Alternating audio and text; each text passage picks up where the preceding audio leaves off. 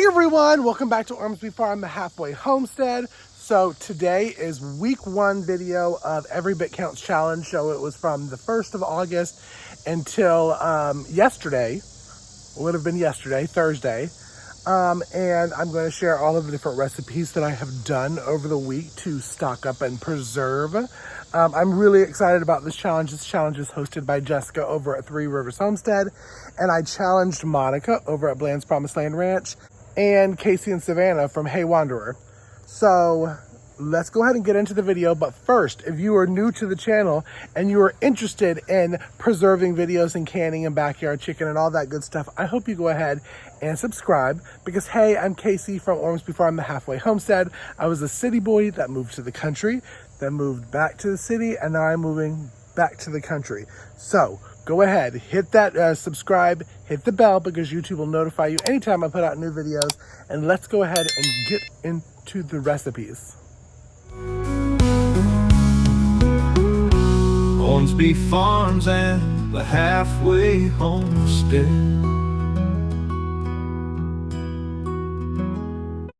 So it's Every Bit Counts Challenge. This is the pre-day. I got so excited, y'all. I had to start a day early.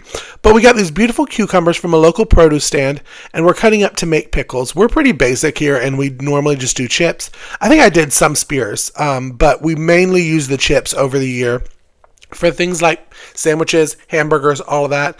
You see, I'm backfilling to know how many cucumbers I'm going to need, and then I'm going to go ahead and make the brine. Yes, I'm a cheater, pumpkin eater. I use Miss Wages. Don't come for me. I buy it in bulk. And I'm following the instructions on the back. I'll try and leave the instructions down below, but if you get the packet, it says it right there on the back. It's just water and vinegar with that mixture, and then you're going to bring it up to a boil. And that's what I'm doing. I'm stirring, and then I'll bring it up to a boil. Once it's up to a boil, we're going to backfill the jars up to a 1/2 inch headspace. I'm using my 4-jar canning funnel, which is a lifesaver because it has an area where it'll show you the 1/4 of an inch, 1/2 inch, an inch headspace. So if you want to grab one for yourselves, head over to 4 jars and use my code ORMSBY10 to get 10% off. But I'm wiping the rims. You want to make sure that there's none of that brine that will prohibit any seals. But this is also a good time to check your jars for any cracks or any of that could prohibit the seal. I'm using my 4-jar canning lids like I always do. They're probably my most favorite canning lid. I've been using them for about 3 years now. Y'all, I have never had a lid that gives me 100% canning success. It's amazing. All right, and the pickles I'm putting in my Nesco pressure canner, but I'm using the water bath steam function. This is great for small batches, which is why it's great during Every Bit Counts Challenge. I'm doing it for 10 minutes, and then I'm going to let it sit for 24 hours. So also, when we got these cucumbers, we got these beautiful peaches, and I got a ton of peaches, so I'm doing 2 recipes today. I'm doing a bonus recipe. But what I'm doing first is I'm cutting up into pieces or chunks, however you want to call it. I'm backfilling into my jars. Yes, I'm leaving the skins on. I've done this for years. It's good protein, and I trust it for my family, so don't come for me. I'm backfilling it with just lukewarm tap water, and then I'm taking a chopstick. I'm getting all the air bubbles. I don't know if you could see the air bubbles pop up there. Hopefully you can. But you want to do that because you may have to rearrange your headspace after you take out all the air bubbles because, air gets stuck in between the peaches, and that can also prohibit the seal as well. Even though it's water, I'm going to wipe around the rims because I am going to check to make sure there's no cracks and use my 4-jar canning lids. Now, if you want a discount code, I have my discount code ORMSBY10 down below. You can click on the link that I have and get 10% off of your purchase. But I'm doing the quartz and the water bath steam function on the Nesco again for 30 minutes. And when you close it, one thing that you don't do like you do for electric is you don't seal it. All right, here's the bonus one. I went really fast through that. Oh my goodness.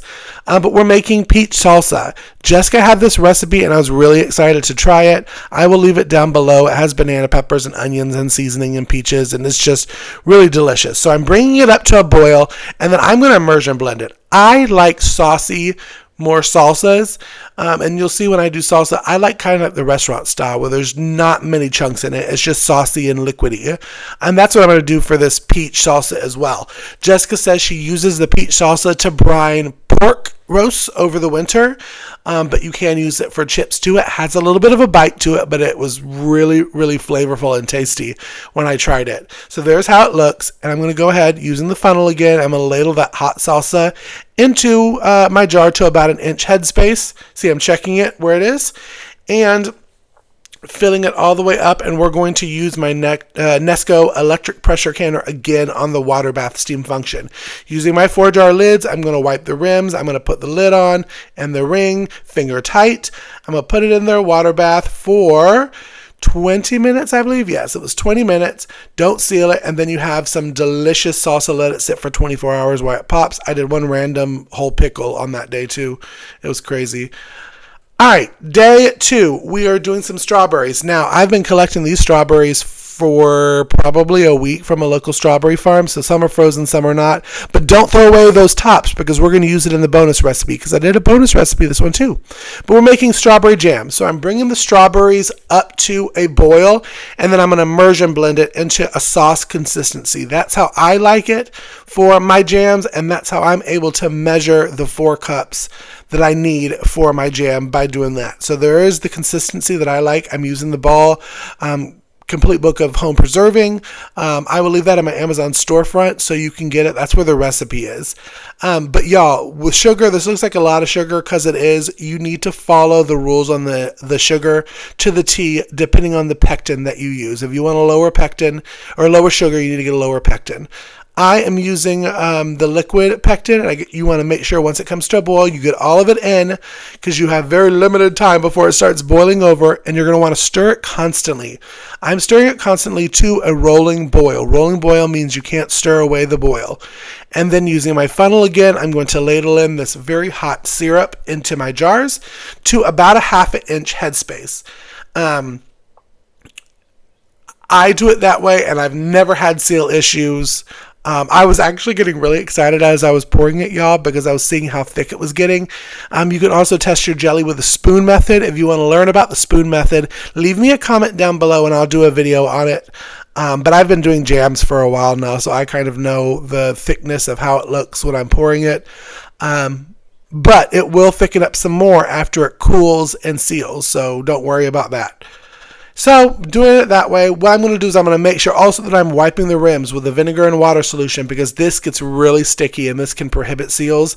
Again, you're also checking to make sure there's no cracks or anything that will prohibit seals. And using the 4-jar lids again, use my code Ormsby10 for 10% off. I am putting on the lids and rings and putting it in my Nesco for water bath again. I'm making sure I'm not sealing it. You don't need to seal for water bath. And then I'm going to put it at my 10 minutes and I'm going to let it do its thing. And then I will wait. When it's done, I think I'm letting you hear the sound. You want the pressure to come down, the boiling water sound to come down before you take it out. And let it sit for 24 hours. You're going to start hearing these popping sounds. That means they are sealing. That is music to your ears, y'all. I'm telling you, music to your ears. Let it sit. It's good. But let's start on our bonus recipes. So I told you to save those tops, and this is why. We're going to make some strawberry lemonade concentrate. Now, for every part of strawberry tops, you want to do equal parts water and sugar. So 1 cup of the tops, 1 cup of water, 1 cup of sugar. I will leave it all down below. You're going to bring it up to a boil and then let it simmer. Once it boils, you're going to turn it down, let it simmer for about 20 minutes.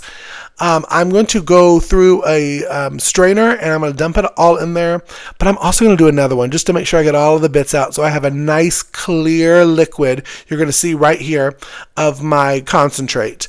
I add about 1/4 of a cup of lemon juice concentrate in there to give that lemonade flavor. If you want to add coloring, you can. I had a lot of strawberry tops, so they left this beautiful red color. It was absolutely gorgeous.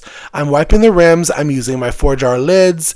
I'm putting the ring on finger tight, and I'm putting it in the water bath steam function for 15 minutes in the canner, and then I'm letting it sit there. It is really tasty and good. All right, day 3, y'all. I'm using up the last 4 quarts of diced tomatoes that I had from our garden last year. It was kind of sad to use it, but they got to get off my shelf. So I'm pouring it in there, and I'm going to use all these different supplies. I have this random poblano pepper on my plant, so I used her as well, but I'll leave the recipe in the description box because I'm going to just chunk it all up into my pot, and we're going to bring it up to a boil. You see the onions, the cilantro, the jalapeno, all of that is in there. I'm going to bring it up to a boil before I immersion blend it, because remember, I like my little saucy type of consistency. So you see, I'm blending it up to where it's a restaurant style salsa. There it is right there. And I'm putting it in these 3/4 of a pint jar. I bought these jars specifically only for salsa because it's really good for about 2 salsa nights for our family right here on that. I'm doing 1 inch of a headspace, and I'm letting this hot salsa liquid in there, being very careful that I don't splatter it all over myself. I'm wiping the rims, making sure there's no cracks, and then I'm using my 4-jar lids, which I was having a little bit of a struggle bus on, and putting those and the rings on finger tight, and putting it into my Nesco electric pressure canner to water bath steam can. Now, I couldn't find my paper, and so I did what was set online, 35 minutes, and that was a little too much, y'all. I'm going to do 25 next time, but let them sit for 24 hours. So, day 4, we are doing zucchini and squash. I got the zucchini squash from that local produce stand because my garden is really just not doing much this year. But I'm cutting it up into rings, and what I'm doing as I'm cutting it up into rings is I'm putting it to the side because we are going to make single serve portions of zucchini squash mixture, and we're going to vacuum seal it. I do not blanch my veggies, and I've never really had a problem, but that is a personal preference. If you want to do it, you can do it. So in my out of air vacuum seal bags, which I love, they are so amazing. I will leave all the information down below and my promo code. I am filling up these single serve bags, and I'm going to vacuum seal them so that we don't get any freezer burn over the winter while we're using them. I didn't get many zucchini squash, but we got a lot of portions out of this that will last us very well through the winter. And I'll probably do some more throughout September as well. But there's what we got for our zucchini squash, and then I'm going to put it in the freezer to freeze. Alrighty, day 5, y'all. I forgot to do some videos, but I had pictures, and I did the same thing. I got peppers and onions from this produce stand, and they were absolutely gorgeous. So I'm making fajita packages. Same way, I'm just filling it up, single serve, and then I'm going to vacuum seal it, and it's so delicious. Alright, day 6. This is one thing that Mom likes to do for the winter, is she likes to make her chicken veggie soup, and we're going to pressure can it. So I like to get all the meat and the veggies in there before I refill so that every jar has the same amount. What I'm going to do is I'm going to wipe the rims, making sure there are no cracks.